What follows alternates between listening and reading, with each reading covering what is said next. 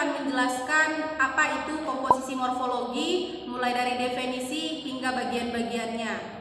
Yang kami hormati dosen pengampu Ibu Henilawati SSSPD MHUM, dan di sini saya akan mulai memperkenalkan diri. Saya mulai dari saya sendiri.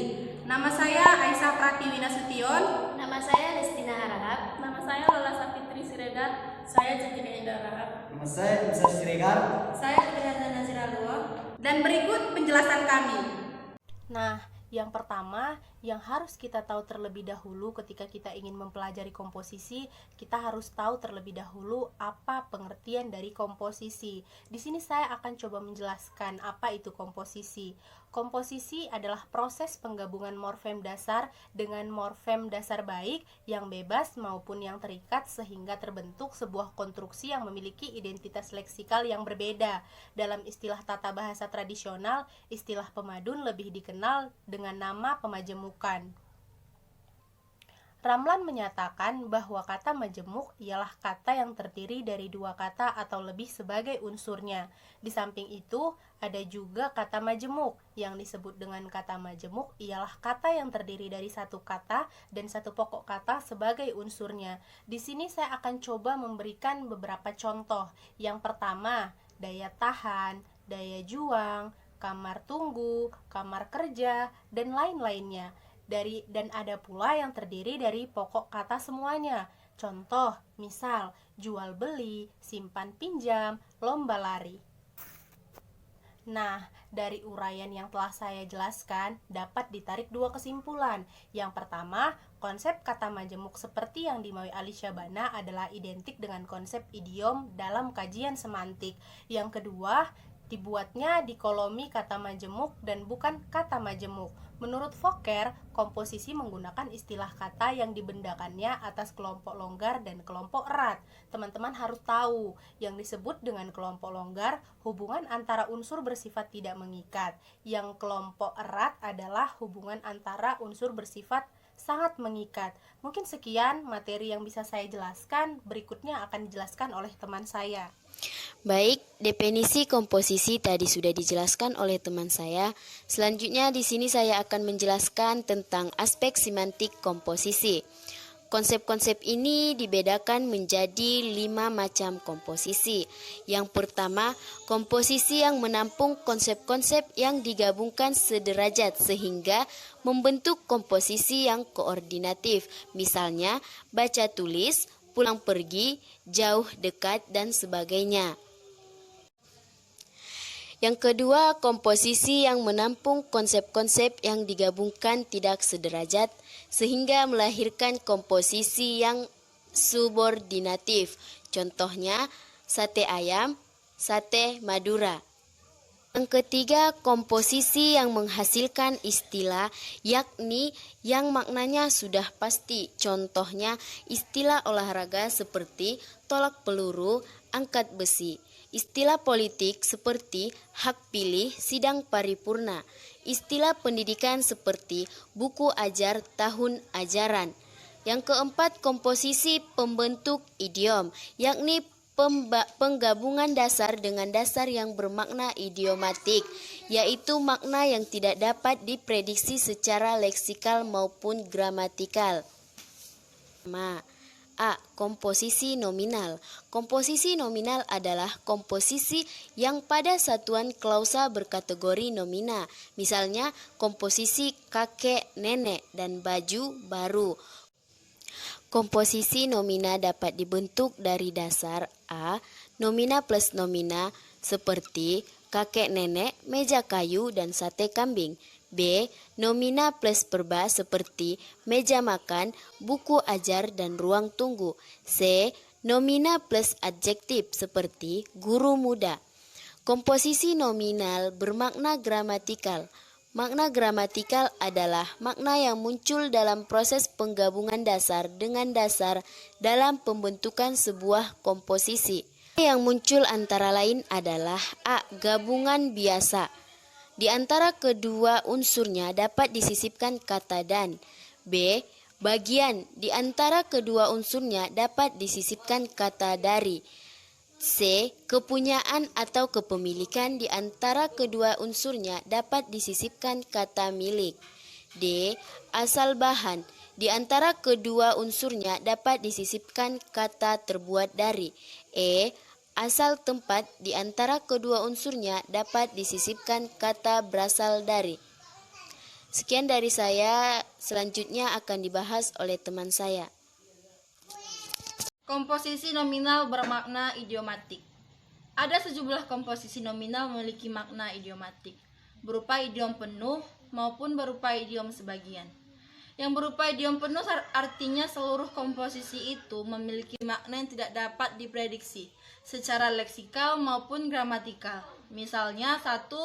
Orang tua dalam arti ayah atau ibu, kambing hitam dalam arti orang yang dipermasalahkan dalam perkara, kumus kucing dalam arti sejenis tanaman obat, meja hijau dalam arti pengadilan, buah bibir dalam arti bahan pembicaraan orang ramai, dan yang terakhir daun muda dalam arti wanita remaja.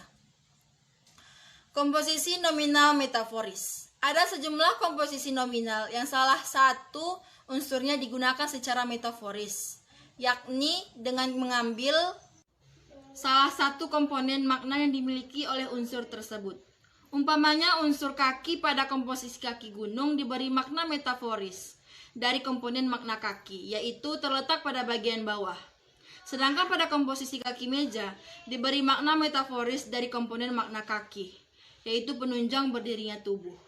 Contoh komposisi nominal metaforis lainnya adalah 1. Catatan kaki, 2. Kepala surat, 3. Kepala paku, 4. Kepala kantor, 5. Daun telinga, dan yang terakhir mulut gua.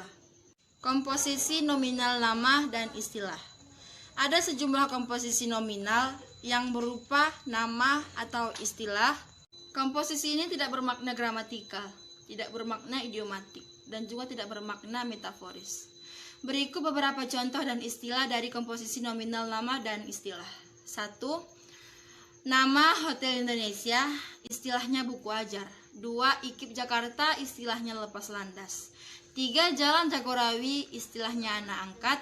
4. Kampung Bali, istilahnya rumah tangga. 5.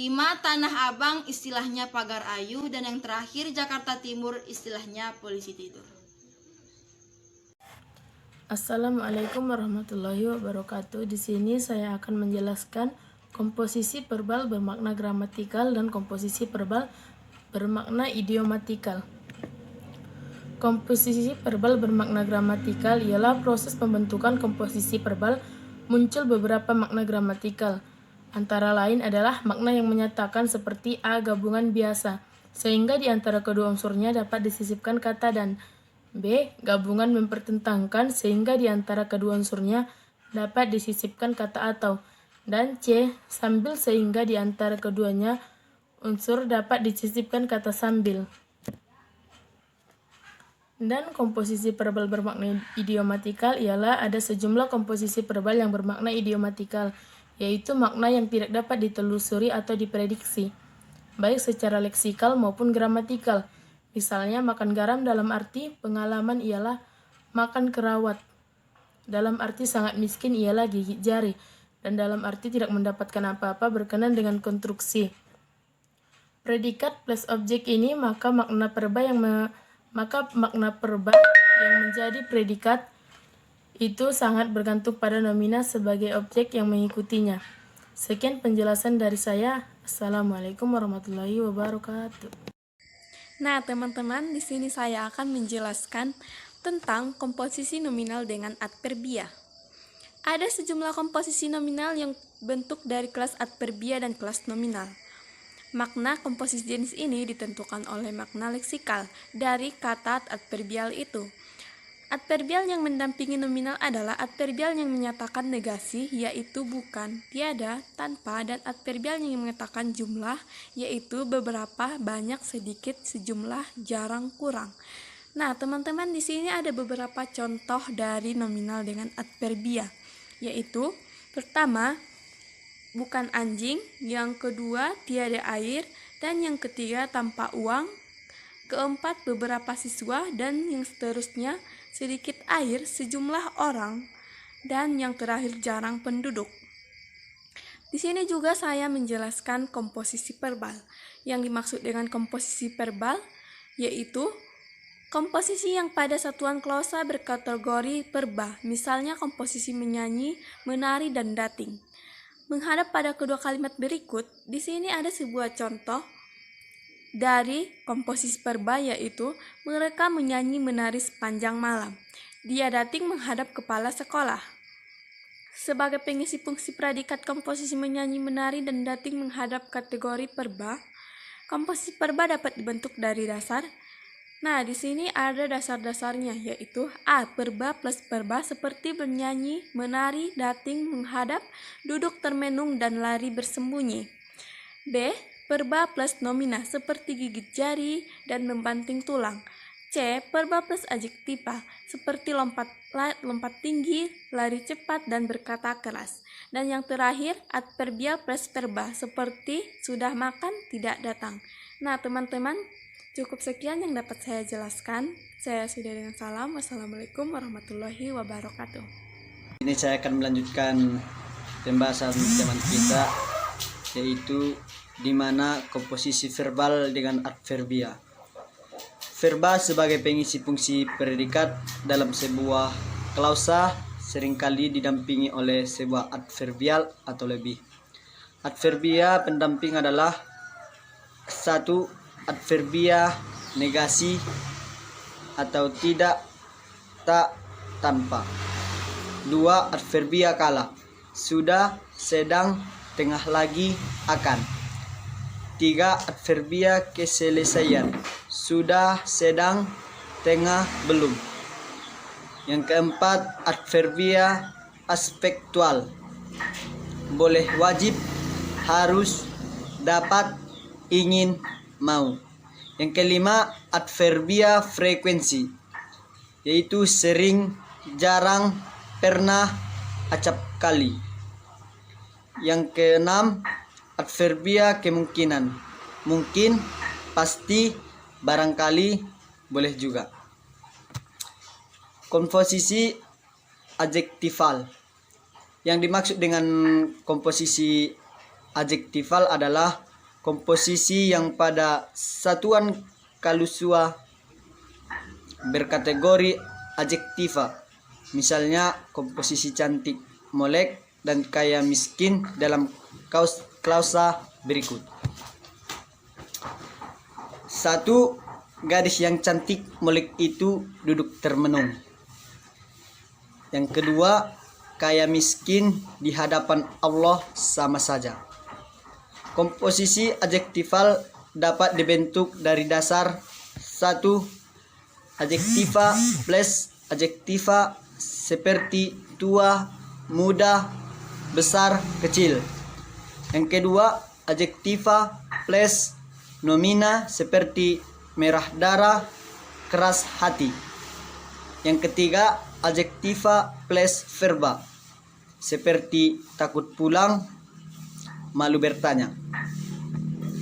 Yang keempat, adverbial plus adjektiva seperti tidak berani, sangat indah. Yang kedua, komposisi adjektival bermakna gramatikal. Dalam proses pembentukannya muncul sejumlah makna gramatikal, antara lain adalah makna yang menyatakan 1. Gabungan biasa sehingga di 1. Adjektiva plus adjektiva seperti tua, muda, besar, kecil. Yang kedua, adjektiva plus nomina seperti merah darah, keras hati. Yang ketiga, adjektiva plus verba seperti takut pulang, malu bertanya.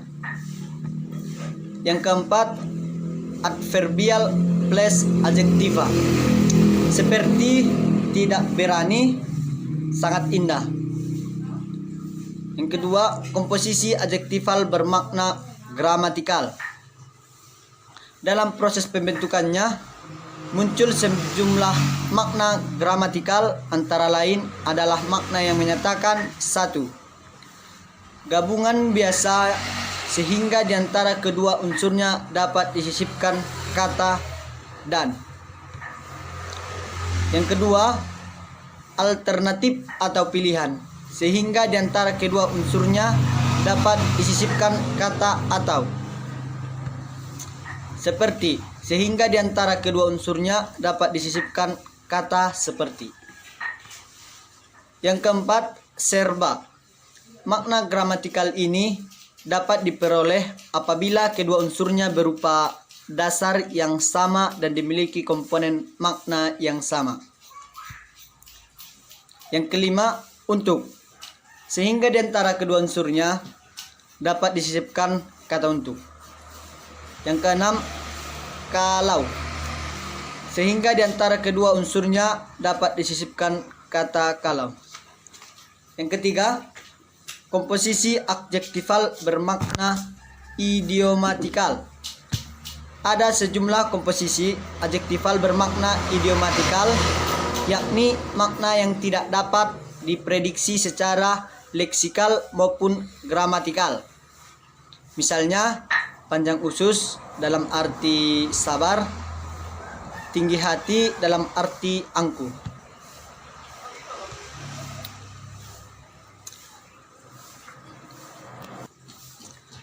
Dan yang keempat, komposisi adjektifal dengan adverbial.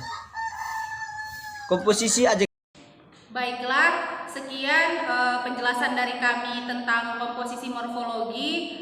Jangan lupa like,